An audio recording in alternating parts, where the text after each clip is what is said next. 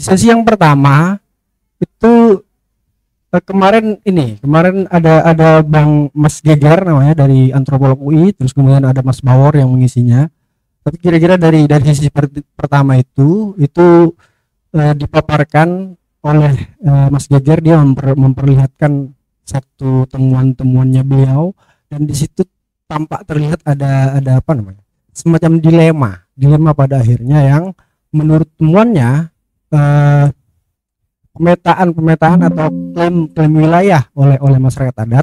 Satu sisi dia memberikan satu penegasan tentang ruang hidup masyarakat adat itu sendiri, tapi di sisi yang lain ketika dia berhubungan dengan masyarakat yang lain yang di luar masyarakat adat, katakanlah, dia menjadi bisa bertentangan gitu. Orang yang di luar dari komunitas itu bahkan bisa merasa terancam tentang akses atas ruang satu wilayah yang diakui tersebut. Mas Bawor pada waktu itu dia memberikan satu pandangan tentang hukum rakyat, dia menyebutnya, yaitu hukum yang dihasilkan oleh rakyat itu sendiri gitu. Baik itu masyarakat adat maupun masyarakat yang non adat, katakanlah. Dan itu pun bisa dari perpaduan dari keduanya. Jadi muncul dilema itu di sesi pertama. Mas Bawor memberikan satu pilihan yang sepertinya mutlak bagi beliau, yaitu proses pendidikan dan pengorganisiran yang itu dalam rangka juga untuk memperpanjang perlawanan dari masyarakat.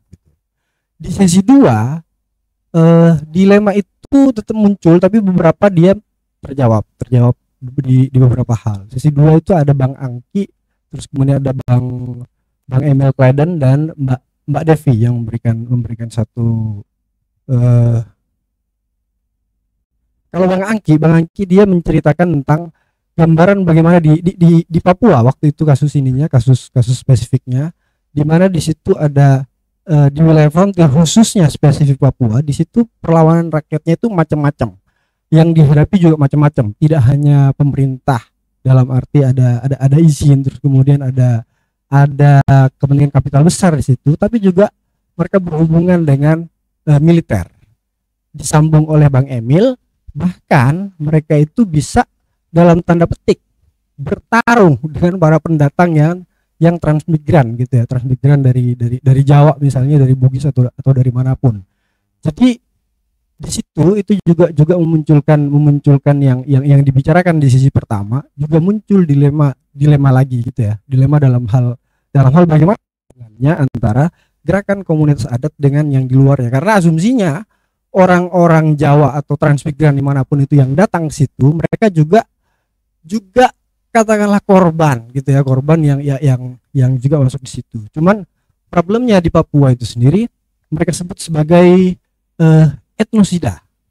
Jadi satu sisi pandangan tentang corak produksi, terutama corak produksi kapitalistik yang dibawa oleh transmigran itu juga sekaligus menyingkirkan. Bang Emil menyebutkan 3 problem, yaitu di politik, terus kemudian di budaya dan teknis bahkan. Jadi orang Papua itu dipaksa untuk bertarung dengan orang pendatang yang tentu saja membutuhkan adaptasi yang lebih menurut Bang Emil, karena kalau tidak bisa dipastikan pasti KO gitu kira-kira dengan corak produksi yang disediakan oleh program-program pemerintah itu. Bang Emil juga menegaskan di situ tentang yang dihadapi tidak hanya sekedar tapi juga ada pasar di situ, bahkan ada penegasannya adalah ekonomi liberal yang dilibatkan di situ, yang dia juga masuk ke dalam harian dalam masyarakat adat. Mbak Devi menjelaskan di dengan sangat baik bagaimana satu masalah yang dihadapi, terutama masalah patriarki gitu ya, di dalam satu masyarakat adat. Satu gerakan ini masuk ke satu komunitas itu, dia harus semacam berkompromi sedikit gitu ya, dengan untuk diterima oleh Ondoafi gitu katakanlah, dan segala macam. Dan saya pikir tidak hanya di Papua, mungkin di tempat lain juga hubungan yang patriarki ini menjadi hambatan yang cukup menjadi masalah gitu. Dan dan selalu perempuan mendapatkan kekerasan yang tidak bisa dibayangkan oleh laki-laki mungkin ya, atau sulit dibayangkan oleh laki-laki. Dan perempuan aman di situ konteksnya dia memberikan satu pendokumentasian itu sebagai satu bentuk dari gerakan itu sendiri. Pendokumentasian yang di situ, dalam pendokumentasian itu juga ada proses pendidikan politik yang juga masuk ke dalam proses itu. Yaitu dilema-dilema yang dimunculkan. Saya pikir dilema itu tentu saja sebisa mungkin tak terjawab gitu ya. Artinya dia sebisa mungkin dia tidak menjadi dilema. Pada akhirnya tidak ada orang yang tertinggal gitu dalam satu gerakan ini. Terutama lapisan kelas bawah dan lebih spesifik lagi perempuan kalau di ininya Mbak Devi. Itu kira-kira ringkasan dari sesi 1 dan sesi 2 gitu ya. Yang di sesi sekarang ada Bang Abdon Naban, Mbak Munah, dan Mas Eko Cahyono. Persilahkan untuk maju di depan dan duduk di kursi di depan. Yang pertama mungkin nanti akan dimulai oleh Mas Eko Cahyono. Mas Eko Cahyono adalah peneliti Sayuwi Institute, di sini peneliti senior, termasuk abang jago kita di Sayuwi Institute. Dan Mas Eko pernah juga melakukan satu riset tentang masyarakat adat, dan ada petikan pembelajaran dari riset-riset tentang adat yang dilakukan bersama teman aman juga. Mas Eko kira-kira dia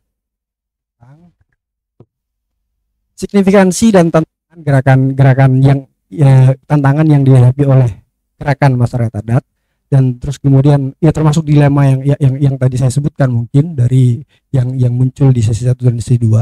Terus kemudian strategi untuk menghadapi negara, kapital, ekonomi pasar gitu ya, yang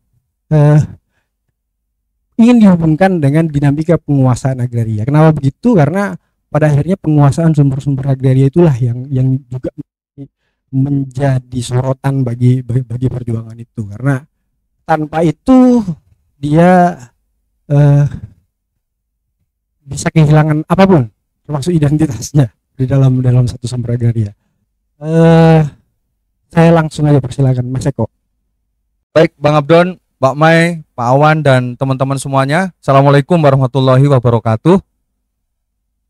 Salam sejahtera untuk kita semuanya. Teman-teman, pertama sekaligus sebagai tuan rumah, terima kasih Bang Abdon, Mbak Mai, dan teman-teman semuanya yang hadir.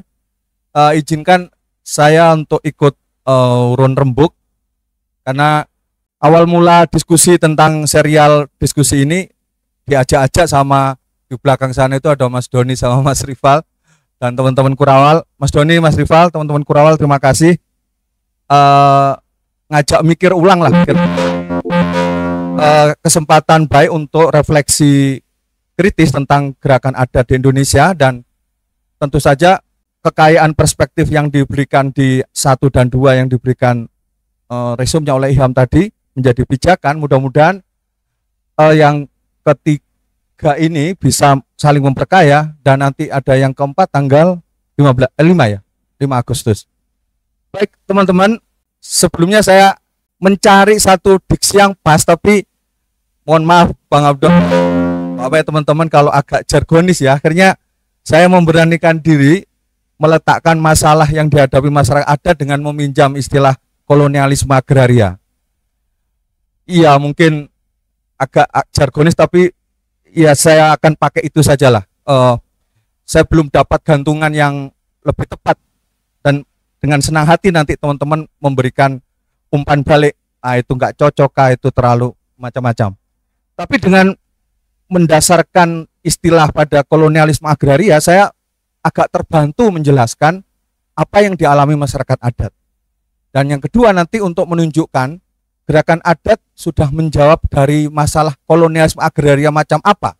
Makanya judul dari presentasi saya adalah keharusan memutus kolonialisme agraria masyarakat adat di Indonesia. Dan saya sampaikan ini serpihan catatan reflektif saja. Yang pertama, di 3 slide pertama itu sebenarnya pendasaran yang saya sebut dengan kolonialisme agraria, yang kira-kira nanti menyebut sekitar ada 4 moda ekonomi kolonial yang punya beberapa ciri khususnya, dan nanti terakhir saya ringkas bahwa cara kerja kolonialisme agraria itu adalah keruk sumber daya alamnya, keruk sumber-sumber agraria, abaikan pemilik tanahnya, dan singkirkan manusia di sekitarnya. Kira-kira saya ringkas ke sana, tapi ada satu pengertian-pengertian dasar yang saya rujuk untuk menguatkan perspektif kolonialisme agraria itu. Sebenarnya ada guru saya yang dulu mengenalkan soal ini, ada Pak Setiawan Sunito di kelas. Pak Setiawan, terima kasih Pak, yang selalu mengingatkan soal itu. Tentu saja ada pengertian yang lebih konseptual ya tentang apa itu kolonialisme agraria, misalnya soal bagaimana penciptaan sistem yang dilakukan oleh korporasi yang mengendalikan satu wilayah dan negara untuk eksploitasi sumber daya alam demi keuntungan ekonomi politik, misalnya begitu. Ini satu pengertian-pengertian yang bisa mewakili dari penjelas apa yang disebut kolonialisme agraria itu.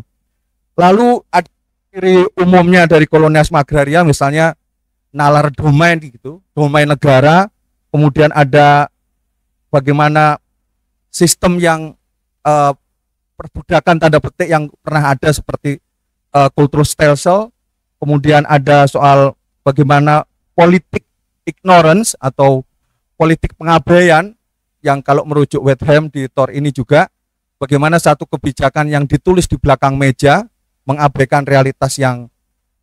Lalu kita juga mengenal satu model bagaimana bentuk watak komoditifikasi yang menurut saya watak dasar dari kolonialisme agraria adalah meletakkan alam dan sumber-sumber agraria semata komoditas untuk kepentingan pasar global dan pertukaran yang sifatnya menghilangkan intrinsik dari alam itu sendiri. Lalu juga ada hal bagaimana ini yang mungkin agak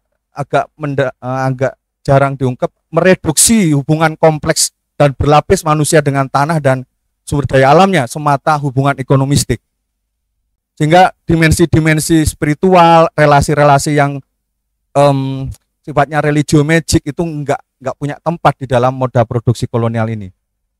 Dan tentu saja satu watak ekonomi yang lebih unhuman atau akumulasi modal yang ekstraktif, kemudian tanpa keadilan dan kebahagiaan atau growth without justice and happiness itu menjadi ciri-ciri umum dari bagaimana moda produksi kolonial itu biasa dilakukan. Ini tadi kira-kira kalau ngeringkas dengan bahasa yang lebih tegas itu adalah yakni satu sikap dan karakter ekonomi yang keruk sumber kekayaan agrarianya, abaikan, singkirkan manusia di sekitarnya.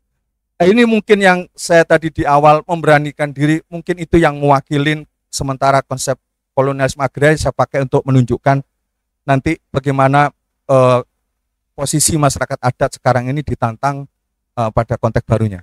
Setelah pendasaran itu, saya menunjukkan saja bagaimana dampak kolonialisme agraria itu terjadi. Misalnya kita bisa ukur dari soal ketimpangan ya. Ya ini data-data mungkin teman-teman sangat akrab ya. Cuman kata Menteri Agraria kemarin mulai ngakuin ya bahwa 48% dari 55,9 juta hektar lahan bersertifikat dikuasai 60 keluarga saja. Lalu Stelios sudah teman-teman tahu 5 orang terkaya setara 50 juta rakyat Indonesia dan seterusnya dan seterusnya. Ini mungkin masih bisa kita perpanjang untuk menunjukkan bagaimana ketimpangan struktur agraria itu masif dan itu juga terjadi di masyarakat adat. Ini sebenarnya satu penjelas yang paling baru, kebetulan kami dan ada Bang Kris di sini dari Mongabe kerjasama dengan TII Transparansi Internasional Indonesia untuk menunjukkan kita petakan itu bagaimana penguasaan yang timpang itu dalam konteks nikel itu sampai dari elit di Jakarta sampai yang kami sebut dengan pemburu hutan di tingkat desa. Ini dengan pola yang sangat rumit dan saling menguntungkan itu bisa menguasai dan bisa sampai memaksa rakyat di Maluku, masyarakat adat di Maba Sangaji, kalau teman-teman ada 11 orang yang sedang ditahan di sana, harus dipaksa dengan sistem tali asih untuk menerima 1 meter dihargai 2.500.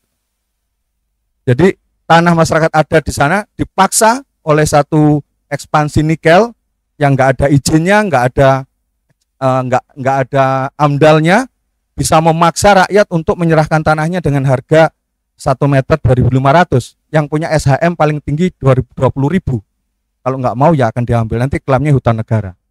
Ya, ini penjelas berikutnya tentang biasa kita dalam studi agraria itu soal ketimpangan agraria itu ada dua, ketimpangan distribusi dan ketimpangan alokasi yang merujuk data BPS ada juga makin meningkat itu. Ya, ini saya meminjam BRWA juga terlihat bahwa kalau melihat status tenurial wilayah adat ini hingga Juli 2025 ya, pemainnya nggak beda jauh ya, gimana yang menguasai wilayah adat itu tetap aja dikuasai perkebunan, kemudian ada hutan tanaman industri, kemudian ada tambang dan izin-izin lainnya yang itu sebenarnya juaranya nggak jauh-jauh dari 10 tahun terakhir itu. Dan ini nggak berubah signifikan gitu. Bagaimana penguasaan wilayah adat ini di wilayah adat ini terjadi. Ini tinggal prosentasenya aja yang berkurang itu. Nanti maaf ini yang buram mata kita ya teman-teman, bukan slide-nya. Ya Mas Gilang ya. Yang salah kita ya Mas ya. Oke, lalu dengan data-data penjelas tadi, kayak mana wajah nasionalisme agraria itu berlaku dan memberi penghancuran pada sistem masyarakat adat kita. Ya kira-kira kalau yang menarik untuk salah satu tesis penting di pidato Prof. Indriat Karto ketika Purna Bakti itu pernah menjelaskan mengapa ada gerakan masyarakat adat muncul di Indonesia. Jangan-jangan itu karena salah asuh negara gitu. Yang saya bahasakan jangan-jangan memang ketika dulu masyarakat adat merelakan untuk menjadi NKRI yang sekarang ini, berharap Pancasila dan Undang-Undang Dasar 45, keadilan sosial, kemakmuran dan lain-lain itu terwujud. Tapi perjalanannya salah asuh dan itu tidak diberikan sebagai cita-cita negara modern, nggak terjadi. Ya, mengapa itu muncul? Lalu yang kedua,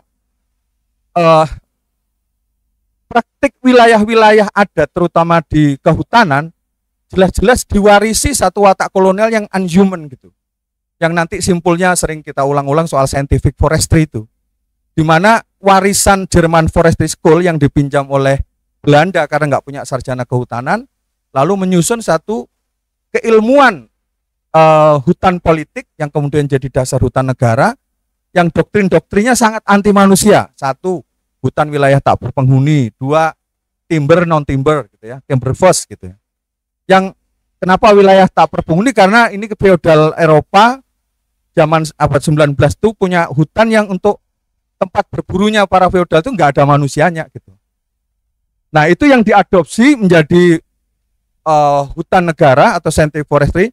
Ini ditulis oleh Nancy Peluso misalnya, terus ada buku Kembali ke Jalan Lurus, ini disunting Prof. Haryadi, yang kira-kira menegaskan bagaimana warisan paradigma politik kehutanan kita itu memang masih jadi ibu kandung dari anjuman masyarakat sekitar hutan itu. Nah, lalu kita juga lihat bagaimana praktek-praktek pengakuan atas wilayah masyarakat adat itu juga belum cukup kuat terjadi ya, meskipun inisiatif nanti ada muncul. Nah, sengaja saya memberi contoh bagaimana praktek kolonialisme agraria itu. Dalam satu contoh saya meminjam teman dari Unipa, Yusuf Sawaki. Dia menunjukkan, kalau Mas Yam tadi ngomong soal Papua, ini masih orang Yaben yang tinggal di Papua Barat itu. Saya ingin menunjukkan nanti jika ruang hidup masyarakat adat habis semacam ini, kira-kira lalu nanti dengan fungsi-fungsi yang multinya itu luruh, kira-kira model pemulihan yang macam mana yang kira-kira bisa memungkinkan untuk itu. Lanjut. Ya ini sebenarnya gunung es ya dari potret masyarakat adat kita di Nusantara. Ya ini saya mau menunjukkan saja di penelitian ini kuat banget. Saya sengaja meminjam karena penjelasannya agak menyeluruh tentang fungsi ruang hidup itu dijelaskan. Misalnya hutan sebagai sumber pengetahuan etnobotani itu bagi suku Yabet. Lanjut, Mas. Hutan sebagai rumah. Ya ini kita tahu kebun sagu itu bukan hanya sumber karbohidrat dan pangan, tapi dia juga rumah bagi marga tertentu, bahkan identitas marga, misalnya suku Malin ya. Lanjut, Mas Gilang. Hutan juga penyedia materi kebudayaan. Ini alat bahan-bahan dari hutan itu dipakai untuk kebudayaan masyarakatnya. Lanjut, Mas.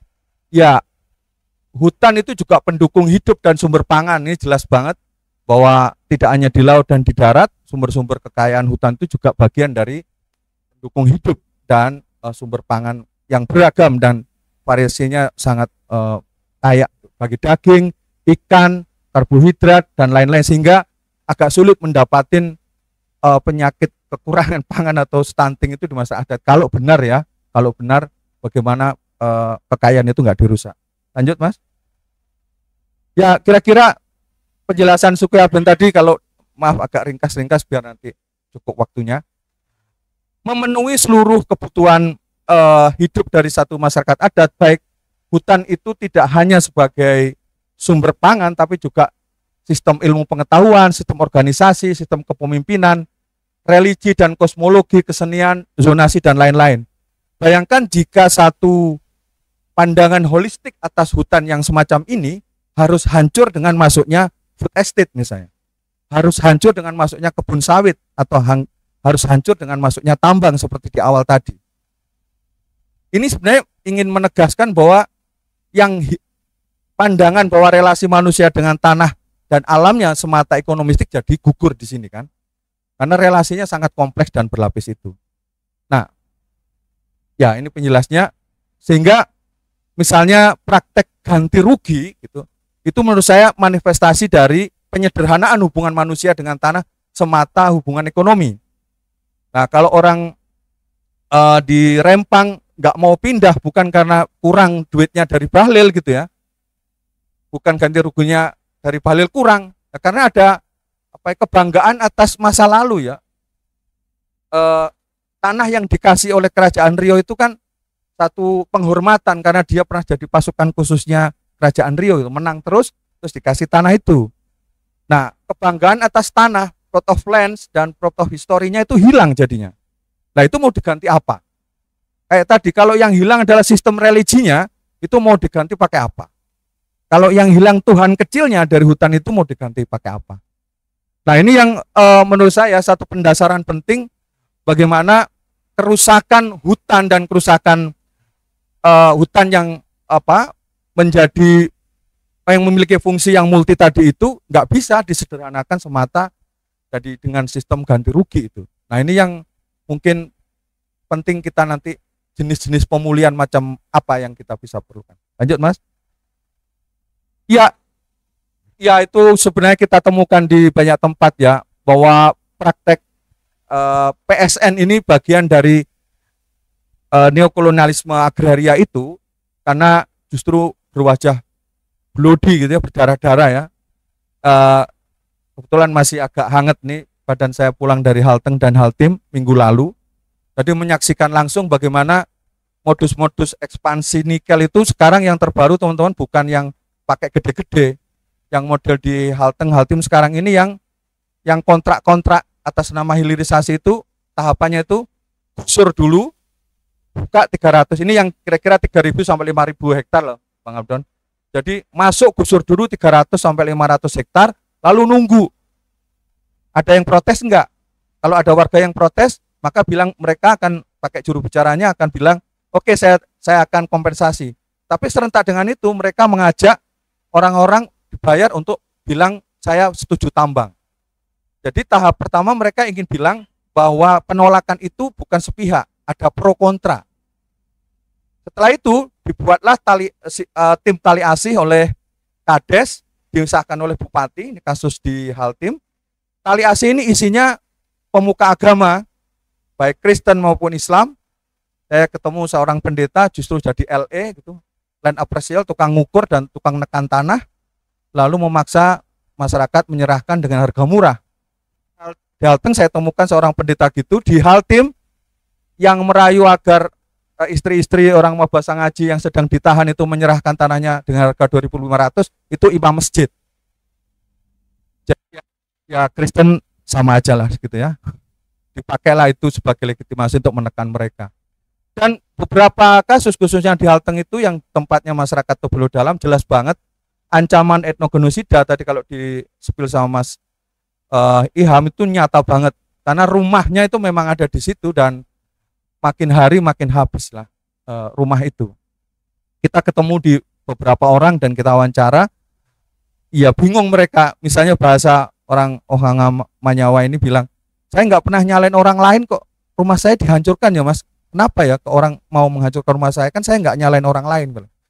Lah itu ungkapan-ungkapan yang ya sulit ya dijawab lah kira-kira.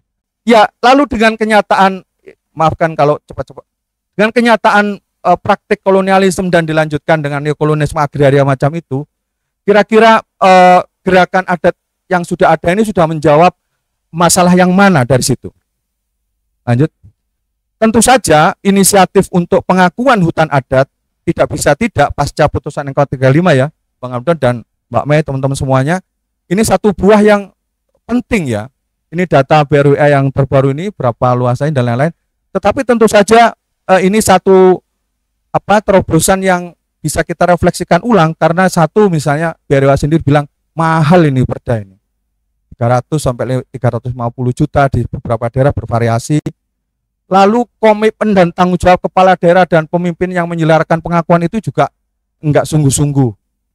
Rendahnya kapasitas kelembagaan, rendahnya dukungan pada masyarakat adat dalam proses pemetaan partisipatif dan lain-lain.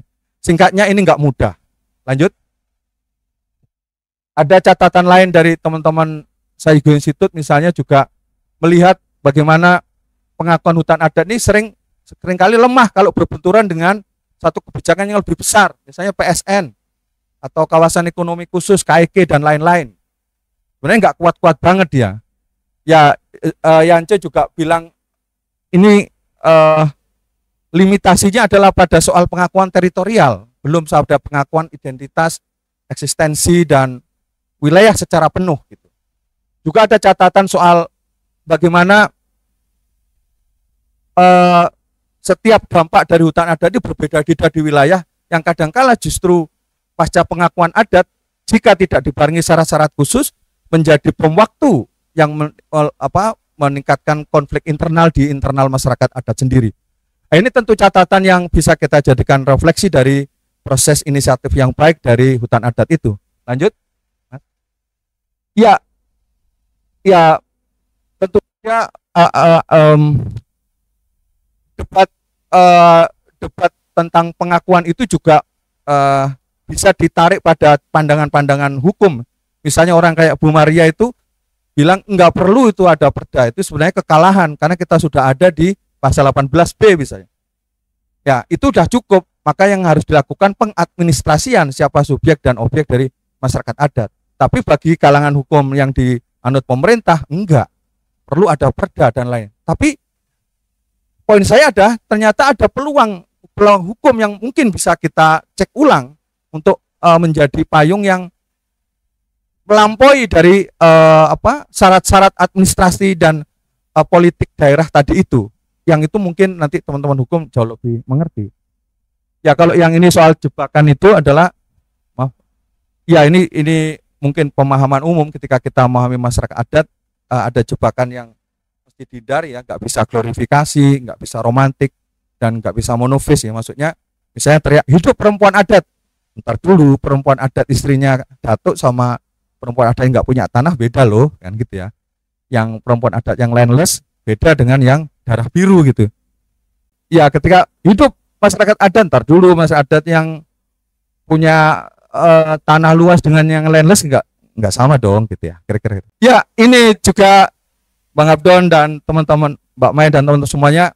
Lalu dengan pandangan singkat tadi, apa yang kira-kira dengan limitasi yang sudah ada gerakan yang ada itu, apa yang ditawarkan?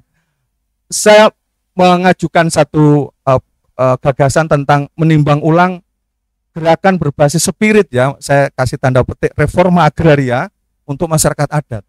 Dulu sempat sih waktu kalau nggak salah di satu tempat, lupa sama Bang Abdon ini, kayak mana ini Bang? Ya kok pengakuan hutan adat itu juga bagian dari reforma agraria. Nah, saya masih ingat kita ngobrol Bang ya. Tapi kalau ada peluang lain yang bisa kita dorong, kenapa tidak? Nah, ini mungkin kesempatan saya mengajak ulang bagaimana meletakkan persoalan kolonialisme agraria masyarakat adat tadi itu dijawab dengan cara memutus dulu nalar kolonialismenya. Nah, semangat reforma agraria jika teman-teman merujuk UUPA dan lain-lain itu kan marwahnya kan marwah untuk memutus dua hal. UPA kan kalau diringkas itu menurut pandangan saya kan dua. Satu, enyahkan kolonialisme, enyahkan feudalisme, gitu ya. Dalam seluruh struktur hukumnya tentu karena ini produk hukum. Nah, semangat itu yang memberanikan saya untuk spiritnya adalah reforma agraria berbasis masyarakat adat. Lalu apa syaratnya? Lanjut. Ya, ini hanya pendasaran saja. Kalau memakai Kalpolanyi, jelas gerakan adat ini adalah satu gerakan tanding ketika komoditifikasi dan tanah dan alam diserahkan pada mekanisme pasar sepenuhnya gitu. Dan itu nggak mungkin kalau menyerahkan sepenuhnya pada mekanisme pasar, maka pasti akan ada gerakan tanding. Nah, bagi saya semangat untuk gerakan agraria, reforma agraria masyarakat adat itu adalah gerakan tanding atas mekanisme pasar yang sepenuhnya menguasai alam dan agraria. Lanjut. Ya, tentu ada banyak jenis land reform. Tentu saja saya nggak ingin reforma agraria yang diklaim oleh Jokowi itu yang menurut saya adalah market land reform. Masa ngomong reforma agraria kok jatuhnya legalisasi aset ya, administrasi pertanahan. Kalau mau itu nggak usah ada reforma agraria, itu udah tugas BPN. Nggak perlu ada reforma agraria, tugasnya BPN administrasi dan legalisasi aset, nggak perlu ngomong reforma agraria. Nah, pilihan-pilihan ini tentu bisa kita uji ulang ya, yang jelas bukan yang market land reform ya, misalnya people led land reform atau land reform by leverage misalnya. Sampai mana kita bisa gunakan sebagai salah satu upaya untuk membedah ulang konseptualisasi tadi. Pak Wiradi mengusulkan reforma agraria lokal misalnya, itu bisa juga menjadi titik berangkatnya. Lanjut, ini macam-macam. Nah, ini mungkin teman-teman, mengapa gagasan reforma agraria adat itu penting menurut saya? Karena ini mungkin sebenarnya bukunya lebih debat filosofis ya tentang redistribusi ataukah rekognisi. Tapi yang menarik, Nancy Fraser dan Axel ini menunjukkan kalau ujungnya adalah social justice, tinggal kita periksa sebenarnya rekognisi yang dianjurkan atau direkomendasikan sekarang itu mau plus redistribusi atau yang kiri. Kalau ngomong rekognisi harusnya otomatis ada redistribusinya dong. Kalau di sini kan tambahan ya, rekognisi plus redistribusi sama dengan social justice. Kalau yang sebelah kiri, rekognisi itu berarti di dalamnya ada juga redistribusi. Nah, ini menurut saya penting buat refleksi, benarkah gerakan pengakuan kita terbayang di dalam gerakan adat itu termasuk redistribusi? Nah, kalau orientasinya pengakuan hutan adat, kenapa justru pasca pengakuan hutan adat, temuan kami di beberapa tempat, termasuk disertasi saya, rencana disertasi saya di Kasepuhan Karang, itu justru menimbulkan masalah baru pada soal masalah-masalah agraria di internalnya. Kalau pengakuan hutan adat adalah ujung dari penyelesaian masalah agraria masyarakat adat, mestinya pasca pengakuan tidak ada masalah-masalah baru. Tapi kenapa justru pasca pengakuan persoalan adat, justru persoalan agraria di masyarakat adat banyak yang muncul itu. Nah, dugaan saya adalah jangan-jangan imajinasi rekognisi tadi tidak dibarengi dengan semangat redistribusi. Nanti di terakhir saya mempertanyakan, jangan-jangan imajinasi pengakuan gerakan adat tidak dibarengi dengan imajinasi keadilan internal justice. Nah, ini yang itu kalau refleksi di gerakan sosialnya, kalau koreksi di kebijakan pengakuan dari negaranya, jangan-jangan memang pengakuan yang dikasih negara ya hanya pengakuan yang semata teritori hutannya, nggak memikirkan soal keadilan untuk masyarakat adat. Enggak, hanya kasih hadiah saja gitu. Nah, ini dengan begitu refleksi ini bisa dua arah, buat gerakan sosial maupun buat para pengambil kebijakan. Lanjut lagi Mas Ilham ya. Ya, saya kalau lihat dari soal transfer kewenangan memakai teori ini, sebenarnya kita dikibuli habis-habisan deh oleh negara dalam konteks pengakuan hutan adat itu. Kalau benar pengakuan hutan adat itu diberikan kepada kelompok pengguna di tingkat lokal, yakni masyarakat adat, harusnya devolusi dong. Tapi praktiknya enggak, dikasih kepala dipegang ekornya. Dia masih kelompok yang dekonsentrasi gitu. Bahkan mungkin dia masih desentralisasi, jadi dikasih tapi masih dipegangin. Buktinya apa? Masih banyak masyarakat adat yang tinggal di Taman Nasional misalnya, masuk di wilayah Taman Nasional masih ditangkap. Kenapa? Tata ruangnya masih model tata ruangnya negara. Padahal masyarakat adat sudah punya tata ruangnya sendiri, misalnya gitu. Jadi diakui teritorinya, tapi sistem pengetahuannya nggak diakuin, tata ruang adatnya nggak diakuin. Jadinya ya itu pengakuan kayak gitu. Nah ini menurut saya kalau kita mau menegaskan reforma agraria sebagai basisnya, yang syarat utamanya adalah menegaskan pengelolaan penuh devolusi oleh masyarakat adat itu. Nggak ada campur tangan pemerintah lagi harusnya begitu. Ya ini juga sebagai catatan pasca pengakuan, penting kita periksa apakah tadi kira-kira kesimpulannya, apakah pasca pengakuan itu masyarakat adat di semua lapisannya, karena di internal masyarakat adat kan ada ya kelas yang lebih tinggi kalau pakai kelas sosial ya, minimal stratifikasi sosial lah ya. Ada yang tanahnya lebih luas, ada yang tanahnya nggak punya. Apakah pasca pengakuan hutan adat orang yang nggak punya tanah atau perempuan yang nggak punya akses atas hutan itu lebih baik aksesnya? Yang kedua, apakah itu yang kita sebut sebagai keadilan internal? Ataukah pasca pengakuan tadi ada lebih produktif? Apakah ada benefit sharing dan distribusi yang adil? Apakah ada satu penguatan keseluruhan dari wilayah adat itu? Nah, ini mungkin yang penting diperiksa mengapa tadi semangat reforma agraria berbasis adat itu penting diajukan. Nah, dengan begitu apa tantangannya? Pertama, memastikan bahwa basis nilai keadatan yang kokoh dan tervalidasi di komunitas adat itu jadi penting banget. Karena kalau mau refleksi banyak juga yang agak nyinyir itu melihat siapa yang kita sebut masyarakat adat. Nah ini Bang Adon selalu menegaskan ini ya nggak bisa diseragamkan, harus cek ulang dan lain-lain. Nah itu kira-kira saya memberi syarat 3, satu punya dimensi konservasi. Jangan disebut ada dong kalau mau menebang hutannya sendiri. Nah, terus adatnya apa kalau nggak ada dimensi konservasinya? Lalu yang kedua spirit kolektivitas yang holistik gitu, tidak hanya prosedural tapi substantif gitu. Jadi memang kolektivitasnya itu terjaga. Jadi kalau ada nanti reforma agraria di adat tapi basisnya nggak kolektif, ya salah itu. Justru ini energinya gitu. Nah tantangannya adalah reforma agraria yang basisnya collectivity itu kayak apa? Nah itu mungkin. Lalu yang ketiga praktik empirik sistem adatnya yang terwejawantahkan dalam beragam bentuk ritual harian ya, yang itu bisa kita lihat dengan mudah. Nah dan itu variasinya beragam. Yang kedua tantangannya adalah ya penguatan konseptual yang kita sebut reforma agraria berbasis adat, lalu kritik dan koreksi kebijakan agraria yang itu belum tentu ada sekarang slotnya untuk mendukung kayak gini. Yang ketiga refleksi kebijakan adat dan reforma agraria yang tidak hanya pada konteks tadi pengakuan yang serpih-serpih tadi bertahap-tahap tadi meskipun itu absah, tapi lebih ke keadilan sosial ekologis. Nah yang lain adalah soal terobosan kebijakan hukum ya, tentang pengakuan legal yang tidak hanya pada wilayah teritorinya tapi juga peka pada bagaimana ketimpangan struktural itu bisa dibongkar gitu. Lalu juga tadi peka secara internal bahwa masyarakat adat itu berlapis-lapis secara sosial maupun kelas sosial. Terakhir mungkin bisa dimulai dengan visibility soal ada enggak komunitas adat yang kita bisa dorong jadi role model untuk praktek reforma agraria berbasis adat itu.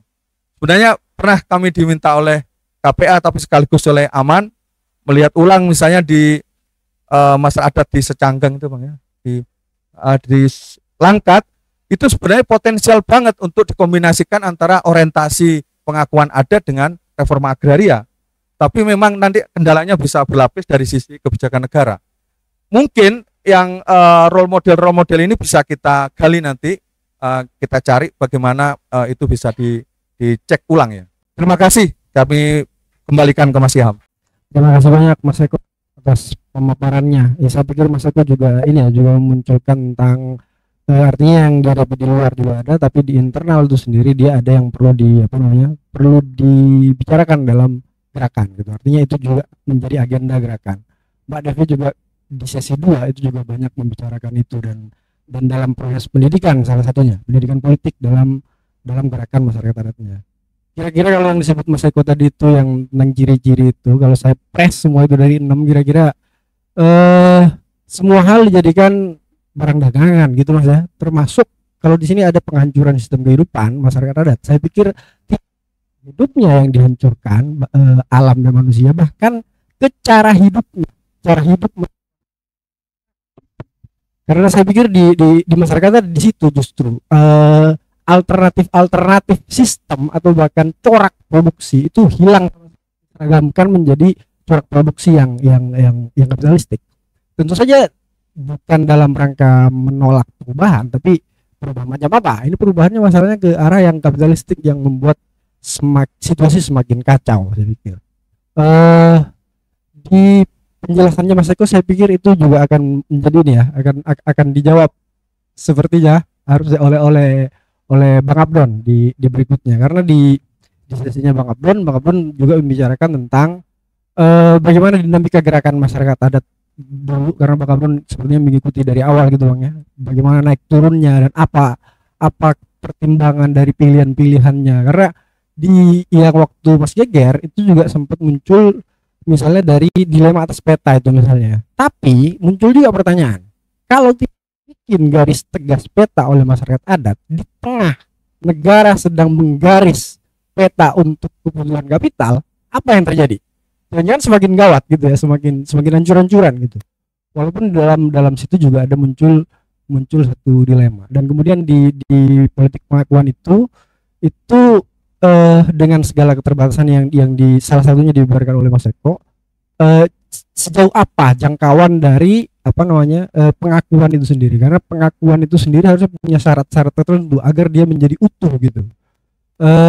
Pengakuan di tanah misalnya dia lebih banyak masuk ke, gampangnya mungkin saya bilang, ketika dia tidak mengganggu kepentingan kapital besar, oke, diakui. Kalau dia mengganggu, dia menjadi hambatannya semakin banyak banget.